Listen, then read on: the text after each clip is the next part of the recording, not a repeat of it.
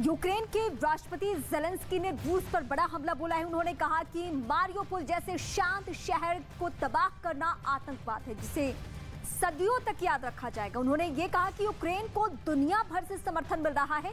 रूस यूक्रेन पर जितना आतंक फैलाएगा उसके परिणाम उतने ही बुरे होने वाले हैं। तो ये दुनिया भर से यूक्रेन को समर्थन मिल रहा है और यही वजह है कि युद्ध के मैदान में अगर 25 दिनों तक यूक्रेन टिका हुआ है रूस जैसे ताकतवर मुल्क के सामने, तो जाहिर सी बात है कि इसमें उसकी दिलेरी है। इतिहास में काफी पीछे धकेल दिया। दुनिया भर से यूक्रेन को समर्थन मिल रहा है, ये सबसे बड़ी बात।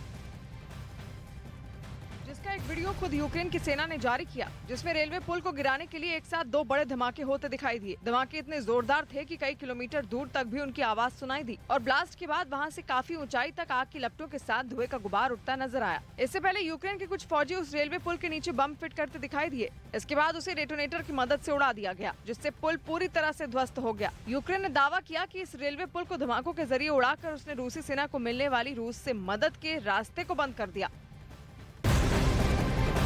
और इस वक्त एक और बड़ी खबर युद्ध से जुड़ी हुई। युद्ध के 25वें दिन हालात वैसे ही बने हुए हैं। अब यूक्रेन के हथियार डिपो पर बड़ा हमला हुआ है। रूस के KF-52 हेलीकॉप्टर से हमला बोला गया है और नुकसान कितना हुआ और किस तरीके से हमला हुआ ये फिलहाल हम आपको दिखा रहे हैं। ये हथियार गोदाम पर हमले के वक्त की तस्वीरें हैं, जहां आप देखिए हवाई हमला, और हवाई हमला को लेकर 17 ऐसे शहर हैं जिनको अलर्ट किया गया है। सायरन की आवाज गूंज रही है, लेकिन इस बीच ये जो धमाके की आवाज और धमाके की तस्वीर आपकी टीवी स्क्रीन पर है, ये यूक्रेन के हथियार डिपो पर हमला, यानी जो दूसरे मुल्कों से मदद मिल रही है उनको, जो सैन्य ठिकाना है जहां पे हथियारों का जखीरा है, उसके बारे में पूरी प्लानिंग के साथ रूस एक्टिव है और रूस ये कदम उठा रहा है।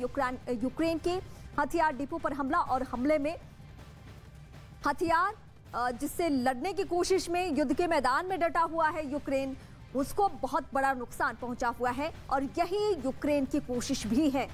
ये उसी फाइटर प्लेन की तस्वीरें इस वक्त हम आपको दिखा रहे हैं जिसके जरिए हथियार गोदाम पर हमला हुआ है। ज़ेलेंस्की ने पुतिन को चेतावनी दी है कि उनके पास सिर्फ बातचीत का विकल्प है। अगर युद्ध ऐसे ही जारी रहा तो रूस की पीढ़ियों को इसका अंजाम भुगतना होगा। Ukrainian President Volodymyr Zelensky appealing to U.S. lawmakers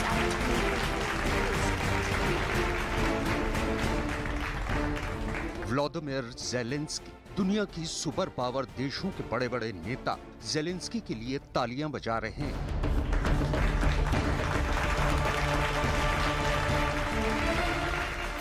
America की कांग्रेस के प्रतिनिधि खड़े होकर ज़ेलेंस्की के लिए अपना सम्मान दिखा रहे हैं। यूक्रेन और रूस के युद्ध में ज़ेलेंस्की ने जो जज्बा दिखाया है, उसके लिए ज़ेलेंस्की को अमेरिका की तरफ से यूएस कांग्रेस में बोलने का मौका दिया गया। और जब ज़ेलेंस्की का भाषण शुरू होने वाला था, तब तालियों से स्वागत किया गया।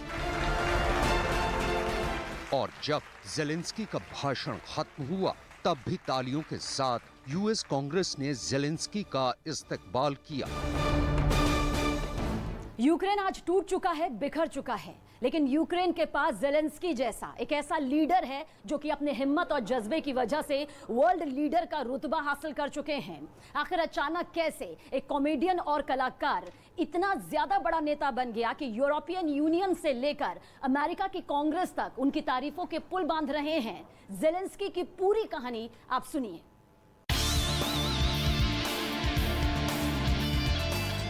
ये ज़ेलेंस्की की फिल्म का एक दृश्य है। ज़ेलेंस्की ने कॉमेडियन के तौर पर अपना एक्टिंग करियर शुरू किया था। ये ज़ेलेंस्की की सुपरहिट फिल्म रिविस्की वर्सेस नेपोलियन की तस्वीर है, जिसमें ज़ेलेंस्की ने नेपोलियन की भूमिका निभाई थी।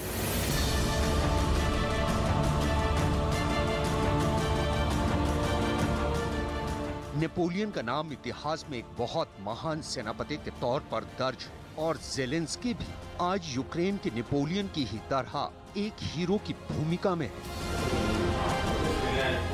कभी कॉमेडी के जरिए लोगों को हंसाने वाले ज़ेलेंस्की आज यूक्रेन के लोगों के आंसुओं को पोंछने का काम भी कर रहे हैं।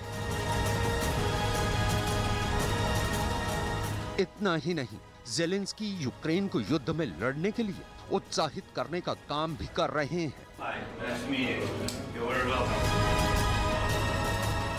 2 साल 11 महीने का राजनीतिक अनुभव रखने वाले ज़ेलेंस्की जिस तरह से युद्ध में यूक्रेन का नेतृत्व कर रहे हैं, वो यकीनन किसी फिल्मी कहानी से कम नहीं है।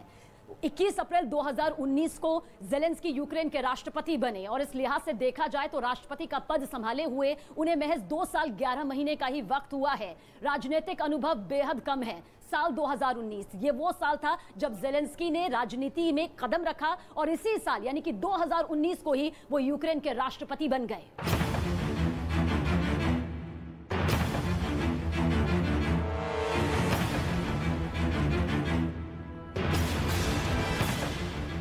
हैरानी की बात है कि इतिहास में दुनिया के बड़े बड़े नेताओं को, पेशेवर राजनीतिज्ञों को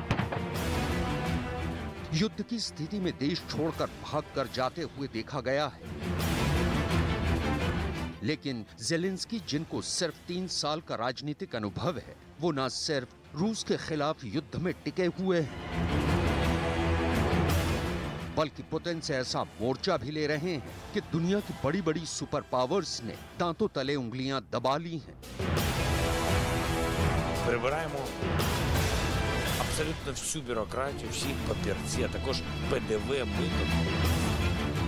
जरा सोचिए, जब रूस की तरफ से ये दावा किया जा रहा था कि ज़ेलेंस्की पोलैंड भाग गए हैं, तब भी ज़ेलेंस्की ने यूक्रेन के अंदर से वीडियो बनाकर रिलीज की और पूरी दुनिया को चौंका दिया। यूक्रेन के राष्ट्रपति ज़ेलेंस्की की जिंदगी की कहानी ठीक वैसी ही है जैसे film the Nayak real hero में अनिल कपूर की कहानी थी, जिसमें अनिल कपूर एक पत्रकार की भूमिका निभाते हैं, लेकिन वक्त के साथ वो महाराष्ट्र के चीफ मिनिस्टर बन जाते हैं। ठीक वैसे ही टीवी की दुनिया में ज़ेलेंस्की एक कॉमेडियन का किरदार निभाते निभाते हकीकत में यूक्रेन के राष्ट्रपति बन जाते हैं।